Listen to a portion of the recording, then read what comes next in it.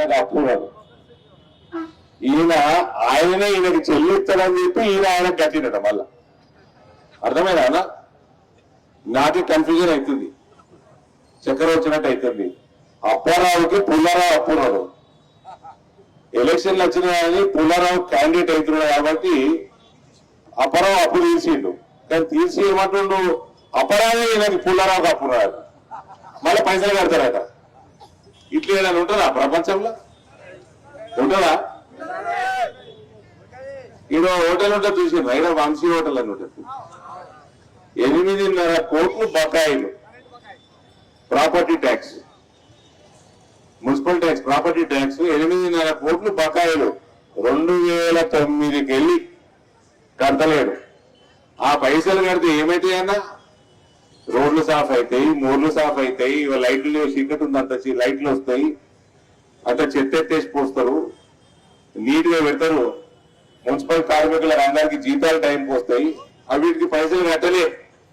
అంత పెద్ద హోటల్ కట్టుకున్నాడు, పైసలు కట్టలే. 8.5 కోట్ల రూపాయలు. ఇప్పుడు ఎలక్షన్ నిలబడి ఉందని ఇప్పుడు తప్పుగా కట్టిండు పైసలు. ఎందుకంటే మున్సిపాలిటీ నోటీస్ సర్టిఫికేట్ ఇవ్వాలి.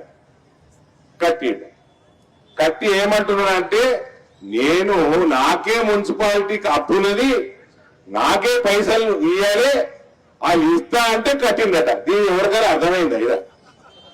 ఎవరికైనా అర్థమైందా? మీకు అర్థమైందా? మీరు కరెంటు బిల్లు కడతారా? ప్రతి నెల కడతారు కదా. కరెంటు బిల్లు కరెంటు డిపార్ట్మెంట్ మాకు పైసలు వాపసు ఇస్తాయని కడతారా? అట్లున్నదా ఏదైనా ప్రపంచంలో? ఇప్పుడు 8.5 కోట్ల రూపాయలు అప్పు ఉంటే కోర్టులో కేసు నడుస్తుందట. కోర్టు కేసు ఎవరెవరికి నడుస్తున్నది? ఈ కాంగ్రెస్ పార్టీ మేయర్ అభ్యర్థికి, మున్సిపాలిటీకి, నిజామాబాద్ మున్సిపాలిటీకి. రేపు మీరు అందరికీ కాంగ్రెస్ కి చేతి గుర్తుకి ఓటేస్తే ఆయన మేయరే కూర్చుంటాడు. కేసు నడుతుందా? ఇక నడుతుందా? ఇమీడియట్ గా తీసేసుకుంటాడు పైసలు. ఇమీడియట్ గా పైసలు గుంజుకుంటాడు. ఇది ఇటువంటి క్యాండిడేట్ ని మహేష్ కుమార్ గౌడ్ ఎట్లా మేయర్ అభ్యర్థిగా ప్రకటించిండు చెప్పాలి. ఎట్లా మహేష్ కుమార్ గౌడ్ అప్పచెప్పిండు మేయర్ ఇస్తామని ఎట్లా కాంగ్రెస్ పార్టీ ఒప్పుకున్నది అంటే, సంచులు మోస్తోడు ముఖ్యమంత్రి అయితే, పైసల సంచులు మోస్తోడు ముఖ్యమంత్రి అయితే, యథా రాజా తదా ప్రజ అటువంటి వాడే మేయర్ అవుతాడు. ఈడ తొండలు ఏంటి? తొండలు లాగుల సొరవతో తొండలు ఎల్లుండి వస్తున్నాడు. జాగ్రత్త, లాగులు టైట్ కట్టి పెట్టుకో. ఎల్లుండి వస్తున్నాట. ధనపాల్ గారు ఇందూరు పట్టణానికి ఎమ్మెల్యే, పుసుక్కాని కాంగ్రెస్ మేయర్ అయిందా?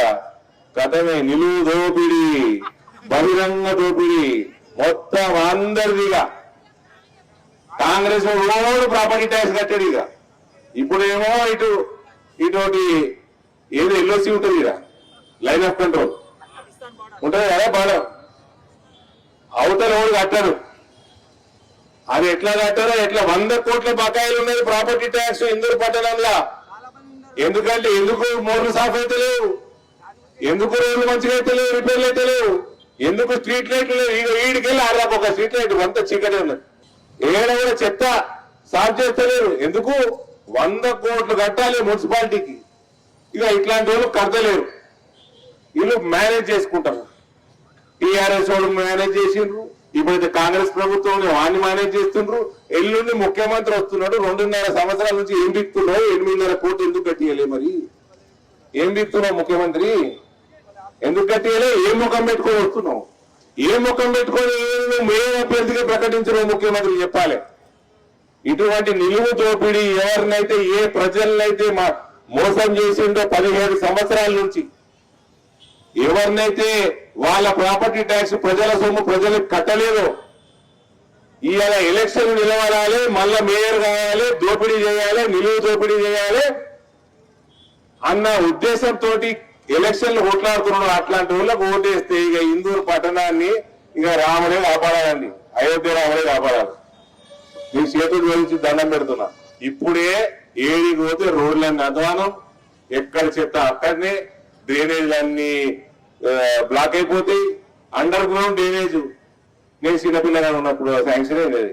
20 ఏళ్ల కింద 20 ఏళ్ళ మా నాయన ఏదో అప్పుడు 90 కోట్లతో శాంక్షన్ చేస్తే 20 ఏళ్ళు అయిపోయింది.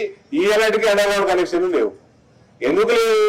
ఇటువంటి వాళ్ళు అవినీతి పరులు ప్రభుత్వంలో ఉన్నారు, మీ మేయర్ పదవులు ఉన్నారు. అవినీతి రహిత బల్దియా మున్సిపాలిటీ రావాలంటే నరేంద్ర మోడీకి, భారతీయ జనతా పార్టీకి కమలం పువ్వుకి ఓటేయాలి.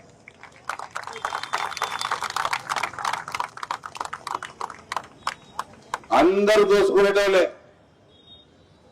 దోసుకునేటోళ్ళే, కానీ ఈ దోపిడీ మాత్రమైతే అన్నిటికీ మించి ఉన్నది. మున్సిపాలిటీ దాకా అప్పులు అనమాట. ఇక ఆయన మేయర్ ఏంటంటే మిమ్మల్ని దేవుడే కాపాడాలన్నా హక్కు. మళ్ళా భారతీయ జనతా పార్టీ దగ్గరకు వచ్చేసి మళ్ళీ చెప్పకండి బౌలు సాఫ్ అయితే లేవు, లైట్లు లేవు, అన్ని దోమలు ఎక్కువైపోయినాయి, వర్షాలు పడంగానే మోరు నిండిపోతున్నాయి, ఇవన్నీ మళ్ళీ అడగద్దు. ఇది భగవంతుడు ఇచ్చిన మనకు, ప్రజాస్వామ్యం ఇచ్చిన ఒక ఛాన్స్. మనం నీతి నిజాయితీ ఉన్న నేను 8 ఏళ్ళ ఎంపీ ఉండి, ఇంతకుముందు ఎంపీ ఉండే కదా ఒక అక్క, మీ చెల్లి ఉండే కదా, అవినీతి చేసిందా లేదా? Liquor scam. నేను 8 ఏళ్ళు అవుతుంది, 7 ఏళ్ళు అయిందా? 7 ఏళ్ళు అయింది. ఇంకా నేను ఒకటి ఎక్కువ చెప్పుకుంటున్నా. 7 రూపాయల అవినీతి ఉన్నదన్న నా మీద. ఇక ఈసారి 2 సంవత్సరాలు దాటిపోయింది. 2 రూపాయల అవినీతి ఉందా? ఆ ఆరుమూల రాకేష్ రెడ్డి కూడా ఎమ్మెల్యే, ఆయన మీద రూపాయి అవినీతి ఉందా? ఎక్కడ అవినీతి భారతీయ జనతా పార్టీలో లేదు. కార్పొరేటర్లు అవినీతి చేసిన వాళ్ళు అందరూ తోకలు కత్తిరేసిన, మొత్తం కత్తిరించేసిన. నేను చెప్తున్నా ఇవాళ ఇది ఫస్ట్ మీటింగ్. నా కాల్ సెంటర్ నెంబరు ప్రచారం చేస్తా, 2 రోజులు ఆగదు. ఈసారి ఎన్నికైన కార్పొరేటర్ ఎవరిని రూపాయి అడిగిండా, ఏ ఒక్కరిని ఓటర్ని ఏదన్నా సతాయించిండా, డైరెక్ట్ నా కాల్ సెంటర్ ఫోన్ చేయి, తోలు తీస్తా. రూపాయి అవినీతి ఉండొద్దు మున్సిపాలిటీలా. తెలంగాణలో ప్రతి సంవత్సరం క్లీనెస్ట్ మున్సిపాలిటీ ఏదంటే ఇందూరు మున్సిపాలిటీకి అవార్డు రావాల్సిందే.